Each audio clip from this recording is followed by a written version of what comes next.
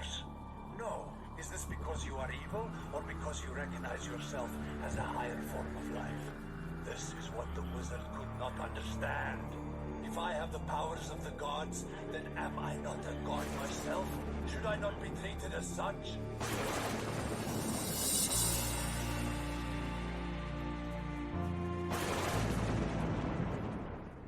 Everything moves, even the fingers. Welcome to part 2 of how to make blackadam out of paper. These are pictures that show some of the poses that he can do. Please watch till the end to see my creative process. If you missed part 1, please check out my channel and watch it.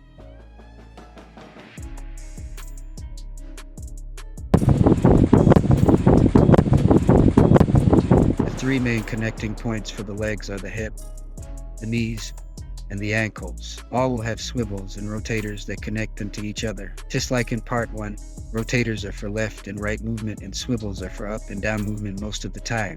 We have already gone over the hip and how it's connected in part 1. So, now we will discuss the knee and ankle connections. I connected the knee at the bottom of the thigh to the rotator. This will allow the bottom of the leg to rotate and bend. The ankle is connected by 3 moving parts. There are 2 swivel joints and a rotator. Swivel 2 is for angling the foot inward. Swivel 1 is for pointing the toe and heel as needed. I connected the ankle at the bottom of the leg to the rotator. It should look like this when connected properly. I create toe movement by extending a swivel joint across the bottom of the foot. As you can see, this is how the toes move.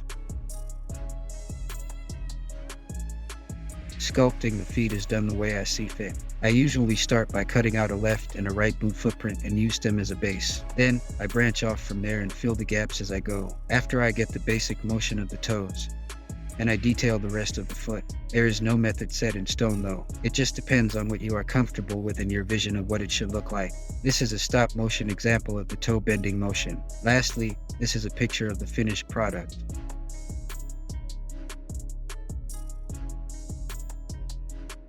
Arm muscle definition is created by cutting out rectangular hardened pieces of paper and connecting them in the shape of the muscle form in the arm. This is a tedious process and requires a little more patience because of waiting for the glue to dry as I create the form in the arm. As you can see, I start by gluing one end of the paper. Let it dry. Then I glue the other end until I have the desired shape of the muscle form. I repeat this process for the shoulder as you can see. Be careful to not accidentally glue the rotator where the shoulder and the body meet, otherwise the arm will not move. Then I did the forearm the same way that I did the upper arm. Once I get done with all the muscle form, I can skin it. Skinning means layering paper over the muscles to hide the lines created by the muscle form.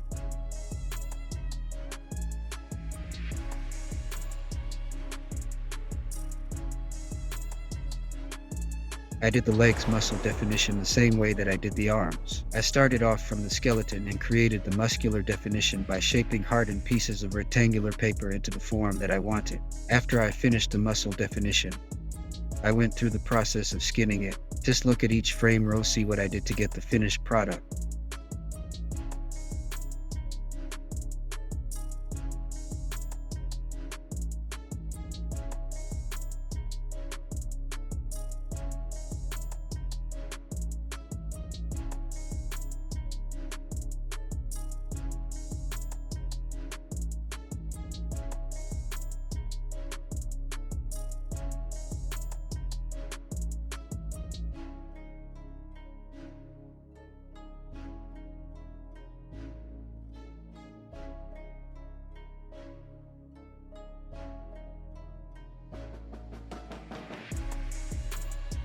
When I create the hair, I start with the hairline. I shaped blackadam's hairline to create a border. Then, I layered a single layer to create the hair. These are the steps that I took to get the finished product.